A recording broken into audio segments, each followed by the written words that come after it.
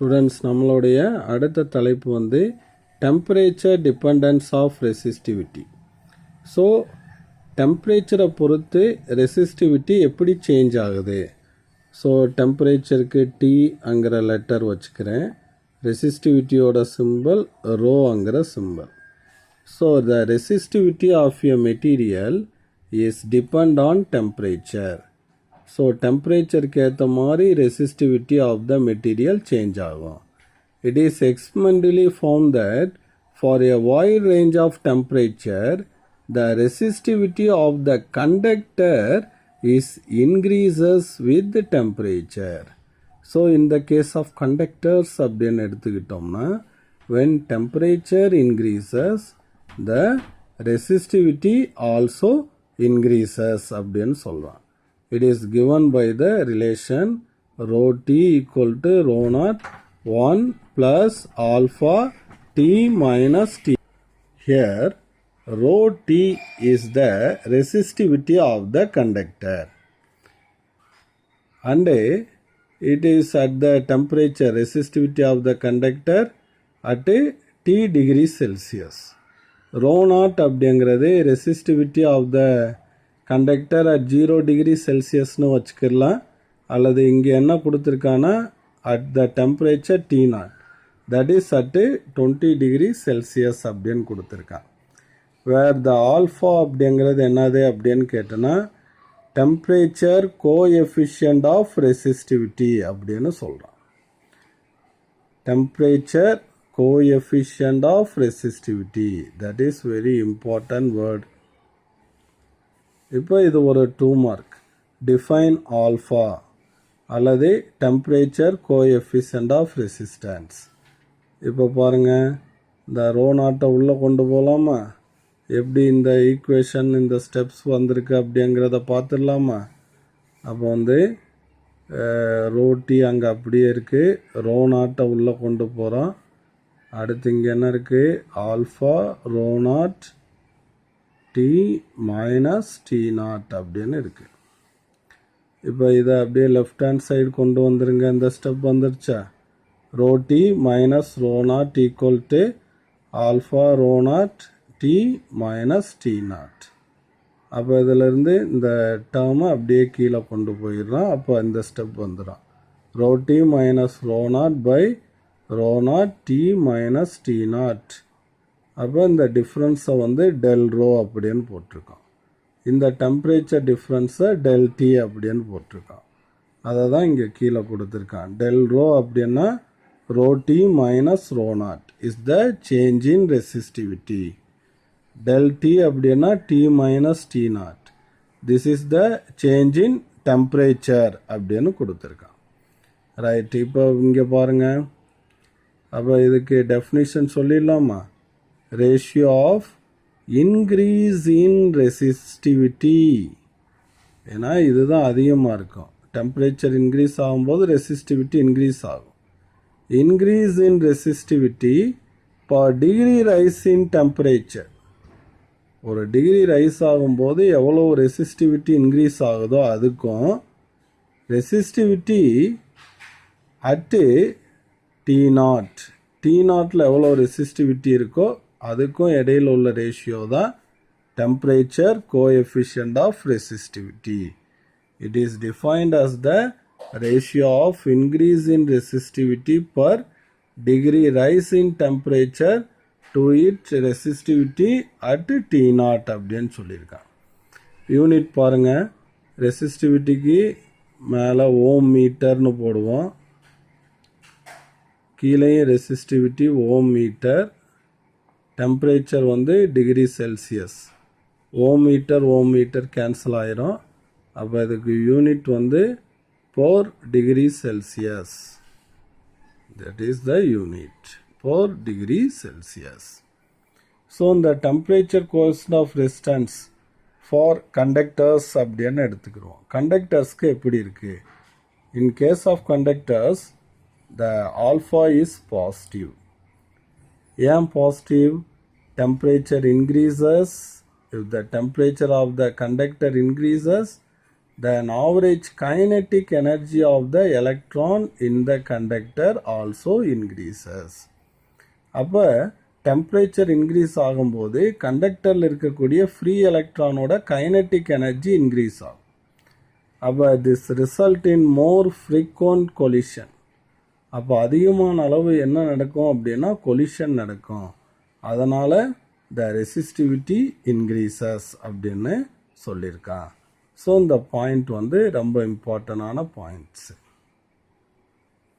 இதை நம்மளுக்கு கிராஃப்லையும் வரைஞ்சி கொடுத்துருக்கான். So temperature increases, the resistivity also increases linearly, but there is a non linearity arise at a low temperature. அதை மட்டும் ஃபோக்கஸ் பண்ணி இங்கே படத்தில் கொடுத்துருக்கான். ஹை டெம்பரேச்சரில் அப்படியே லீனியராக இன்க்ரீஸ் ஆகுது.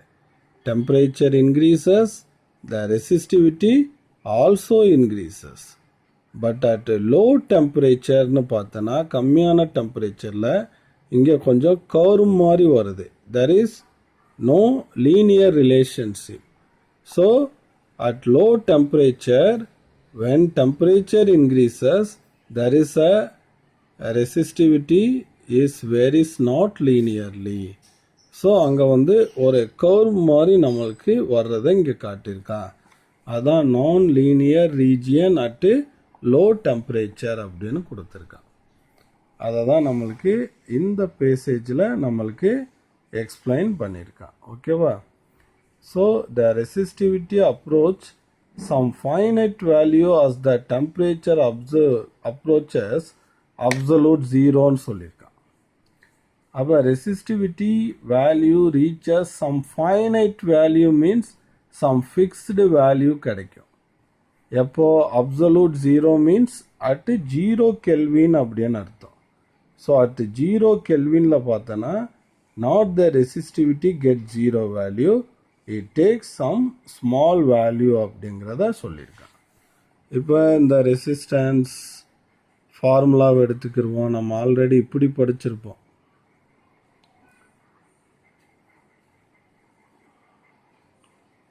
அவன் ரெசிஸ்டிவிட்டிக்கு மாற்றி எழுதியிருக்கான். அப்போ ரோ போட்டோன்னா ஏ இங்கே மேலே போயிடும், எல் கீழே வந்துடும், ஆர் ஏ பை எல். அப்போ ஃபிக்ஸ்டு லென்த் ஃபிக்ஸ்டு ஏரியாவுக்கு ரோ இஸ் ப்ரொபோஷனல் டு ஆர்னு போடலாமா? அப்போ என்ன பண்ணியிருக்கான், த சேம் ஈக்குவேஷனை ரெசிஸ்டிவிட்டி இருந்த இடத்துல ரெசிஸ்டன்ஸை போட்டு இந்த எக்ஸ்பிரஷன் நம்மளுக்கு எழுதியிருக்கான். RT equal to R naught 1 + alpha T minus T naught. இதில் என்ன பண்ணியிருக்கான், இந்த ஸ்டெப்பை பார்த்துடலாமா? ஒரு இன்டர்மீடியட் ஸ்டெப். ஆர் நாட்டை உள்ளே கொண்டு போ, R naught plus R naught alpha T minus T naught அப்படின்னு. ஸோ ஆர் நாட் இந்த சைடு வந்துச்சுன்னா R T minus R naught. அடுத்து இந்த டேம் அப்படியே கீழே கொண்டு வந்துடுறான். அப்போ நம்ம இந்த ஆர் டி மைனஸ் ஆர் நாட்டுக்கு பதிலாக del R, T minus T நாட்டுக்கு பதிலாக டெல் டி. அப்போ இந்த மாதிரி நம்மளுக்கு ஈக்குவேஷன் கிடைச்சிருது. இது ரெசிஸ்டன்ஸ் கொடுத்தா இந்த ஃபார்முலா, இந்த ரிலேஷன். ரெசிஸ்டிவிட்டி கொடுத்துருந்தா இந்த ரிலேஷன். ரெண்டும் சேம் ரிலேஷன் தான், சிம்பிள்ஸை மட்டும்தான் மாற்றுறீங்க, கவனமாக இருக்கணும். இப்போ ஆல்ஃபா ஆஃப் செமிகண்டக்டர் அப்படின்னு பார்ப்போம். So what is semiconductor? Semiconductor நம்ம ஆல்ரெடி பார்த்துருக்கோமா? whose resistivity ranges between conductor and insulator. கண்டக்டருக்கும் இன்சுலேட்டருக்கும் இடையில இருந்தால் அதுக்கு பேர் என்னது? செமிகண்டக்டர் அப்படின்னு சொல்லுவோம். ஸோ செமிகண்டக்டருக்கு எக்ஸாம்பிள் என்னது? சிலிக்கான், இன்னொன்று ஜெர்மானியம். இதெல்லாம் நம்ம யூனிட் 9ல் டிஸ்கஸ் பண்ணுவோம். அப்போ ரெசிஸ்டிவிட்டி decreases, resistivity என்ன ஆகுது? decreases with the increase in temperature. அப்போ in case of semiconductor, temperature increases, the resistivity decreases. அப்படியே மாறும். ஏன்னா as temperature increase ஆகும்போது more electrons will be liberated from the atoms. So ஆட்டம்ஸ்ல இருந்து நிறைய எலக்ட்ரான்ஸ் என்ன ஆகும் அப்படின்னா வெளியேறி போயிட்டே இருக்கும். இதை வந்து யூனிட் 9ல் நம்ம முழுக்க இதை தான் நம்ம பேச போகிறோம். அது அப்படிங்கிறத யூனிட் 9ல் செமிகண்டக்டர்ஸ் கண்டக்ஷன் இன் செமிகண்டக்டர்ஸில் ரெஃபர் பண்ண சொல்லியிருக்காங்க. So this is the graph between temperature and resistivity in case of semiconductor. So this clearly shows that when temperature increases, the resistivity is gradually decreases. So அதை இங்கே நம்மளுக்கு கொடுத்துருக்கான். So a semiconductor with a negative temperature coefficient of material. The negative temperature coefficient of material is called as thermistor, one word. Okay. Now in the tabular column they give the temperature coefficient of resistivity for certain materials. So silver, copper, gold, aluminum, tungsten, iron, platinum, lead, nichrome, carbon இதெல்லாம் கொடுத்துருக்கான். Nichrome வரைக்கும் பார்த்தோன்னா alpha ப்ளஸில் இருக்கும். Carbon, ஜெர்மானியம், சிலிக்கன்லாம் பார்த்தோன்னா alpha மைனஸ்க்கு போயிடும். இது வந்து செமிகண்டக்டர் அப்படிங்கிறத சொல்லுது. நம்ம ஏன் அங்கே ஆல்ஃபா இன்க்ரீஸ் ஆகுது கண்டக்டர்ஸில், செமிகண்டக்டர்னால் டிக்ரீஸ் ஆகுது அப்படிங்கிறத இன்னும் தெளிவாக நம்ம இங்கே புரிஞ்சுக்கலாம். we can understand the temperature dependence of resistivity. டெம்பரேச்சரை பொறுத்து ரெசிஸ்டிவிட்டி ஏன் மாறுது அப்படிங்கிறத இங்கே சின்ன ரிலேஷன் நம்ம ஆரம்பத்தில் படிச்சிருக்கோம். Sigma conductivity equal to NE² tau by எம்ன்னு எடுத்திருக்கோம். அதில் ரெசிஸ்டிவிட்டி எப்படி இருக்கும்? கண்டக்டிவிட்டியுடைய இன்வர்ஸ் தான் என்னது ரெசிஸ்டிவிட்டி. அப்போ இங்கே conductivity value NE² tau by எம்மா. அப்போ ரோனா என்ன பண்ணணும்? 1/σ 1/σ போட்டோன்னா m/Ne² டவ். அப்போ resistivity of a material is inversely proportional to the n. என்னங்கிறது என்னது? Density of electrons. யூனிட் வால்யூமில் எவ்வளோ ஃப்ரீ எலக்ட்ரான்ஸ் இருக்குங்கிறது. And also resistivity is inversely proportional to tau. டவ்ங்கிறது the collision between the time interval for two successive collision. ரெண்டு கொலிஷனுக்கு இடையில இருக்கக்கூடிய time interval. அப்போ இன் மெட்டல்ஸில் பாருங்க, when temperature increases the collision increases. collision increases means the collision increase ஆகும்போது the time between two successive collision decreases. அப்போ வேகமாக அந்த electron மோதிக்கிறோம். அப்போ அந்த மோதலுக்கு இடைப்பட்ட டைம் வந்து குறைஞ்சிரும். அப்போ டைம் டிக்ரீசஸ், ரெசிஸ்டிவிட்டி இன்க்ரீசஸ். ஏன்னா in metal n is constant. அதுதான் இங்கே main. n is independent of temperature. அப்போ கொலிஷன் டிக்ரீஸ் ஆகுது, அதனால் tau decreases. So here rho is inversely proportional to tau. So tau decreases, resistivity increases. அதே in semiconductorல when temperature increases என்ன பார்த்தோம்? more electrons are liberated from the atom. atomல இருந்து நிறைய electrons வெளியேறுது. So n increases. always tau decreases. But here the increase in n is dominant than decreasing tau. So tau decrease ஆகிறத காட்டிலும் எது increase ஆகுது? n வந்து increase ஆகுது.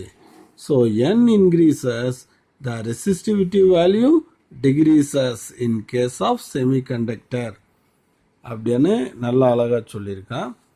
அடுத்து ஒரு முக்கியமான விஷயத்தை நம்ம பார்க்க போகிறோம். இது டூ யூ நோன்னு வச்சுக்கிற கூடாது, இது ஸ்டடியாகவே வச்சுக்கணும். அப்போ resistance of certain material becomes 0 below certain temperature.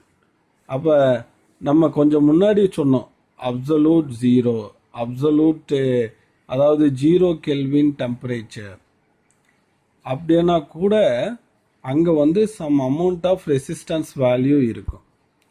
If the resistance temperature is decreases below absolute 0, இன்னும் குறைச்சிக்கிட்டே போகும்போதே the resistance of the conductor or resistance of the material becomes 0 at certain temperature. அப்போ ரெசிஸ்டன்ஸ் என்னாகும் அப்படின்னா it get 0 at certain temperature அப்படின்னு சொல்கிறோம். That temperature is known as critical temperature அல்லது transition temperature அப்படின்னு சொல்லுவோம். அப்போ அந்த டெம்பரேச்சரில் the resistance of the material is 0. அந்த மெட்டீரியல் உடைய ரெசிஸ்டன்ஸ் 0 ஆயிட்டே வந்துடும். அப்போ the material exhibit the property known as superconductors. அப்போ எந்த டெம்பரேச்சரில் அந்த பர்டிகுலர் மெட்டீரியல் உடைய ரெசிஸ்டன்ஸ் 0 ஆகுதோ அந்த டெம்பரேச்சர் வந்து critical temperature or transient temperature அப்படின்னு சொல்கிறோம். And when the resistance of the material becomes disappears, that is the resistance becomes 0, the materials become superconductors. So first superconductor is observed in mercury by Kamerlingh-Onnes in 1911. 1911ல் first super conductivity நேச்சரை மெர்க்குரியில் observe பண்ணுறாங்க. Mercury loses its resistance at 4.2 Kelvin. 4.2 கெல்வினில் வந்து அதனுடைய resistance வந்து 0 ஆயிடுச்சு. So this 4.2 Kelvin is called as transition temperature, that is called TC அப்படின்னு சொல்லுவோம். What is transient temperature or critical temperature for mercury அப்படின்னா 4.2 கெல்வின் அப்படின்னு சொல்லுவோம். அப்போ ரெசிஸ்டன்ஸ் 0 ஆயிடுச்சுன்னா current once induced in superconductor persist without any potential difference. அப்போ அதில் இருக்கிற கரண்ட் வந்து மாறாமல் அப்படியே தான் இருக்கும். ஏன்னா அங்கே ரெசிஸ்டன்ஸ் வந்து 0. அப்போ அதில் இருக்கக்கூடிய கரண்ட் எலக்ட்ரிக் எனர்ஜி எந்த ஒரு லாஸும் ஆகாமல் தொடர்ச்சியாக அதே மாதிரியே இருக்கும் அப்படின்னு சொல்கிறான். persist without any potential difference. Okay students.